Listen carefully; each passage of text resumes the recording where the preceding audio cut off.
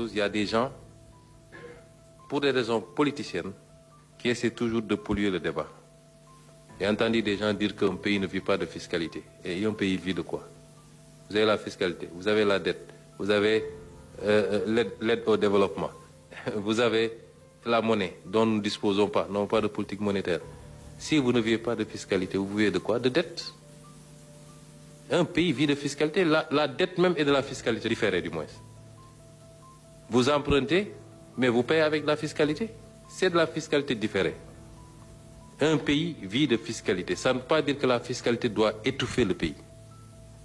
Ça n'a jamais voulu dire ça. Moi, je suis partisan d'une politique fiscale que je défends depuis très longtemps.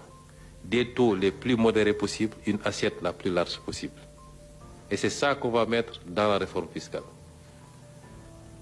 Mais la fiscalité, ce que nous partageons,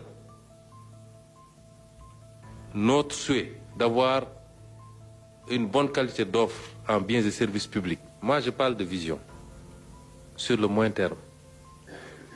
Je suis un homme politique. En tout cas, je le pense. Et mon rôle, c'est pas d'être tout le temps dans le conjoncturel, dans le ponctuel. Tout de suite et maintenant, fille métina, fallait métina. Mais c'est de dire, l'idi métier, boire tout le métier. Il nous faut trouver des solutions structurelles. Il nous faut arrêter les pansements en superficie. Le monsieur l'a dit. Un entrepreneur du BTP qui a du mal à payer ses salaires. Ça ne me plaît pas.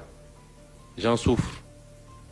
Et si j'avais tout de suite les moyens de payer toute la dette intérieure, je la paye tout de suite. Bala 19 ñep jot sen xaliss. Mais je fonctionne avec les capacités dont je dispose.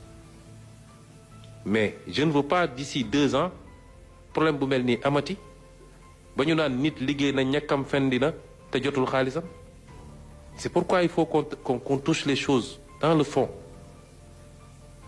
Et l'homme politique doit avoir ce courage. C'est-à-dire, s'il y a une pression à subir, c'est nous qui la subissons. Si on était dans la dynamique de dire « Ah, 2029, de jege na élection lañ jëm », on agirait autrement. Mais nous ne sommes pas là pour cibler la prochaine élection. Les Sénégalais choisiront et apprécieront ce qu'on a eu à faire.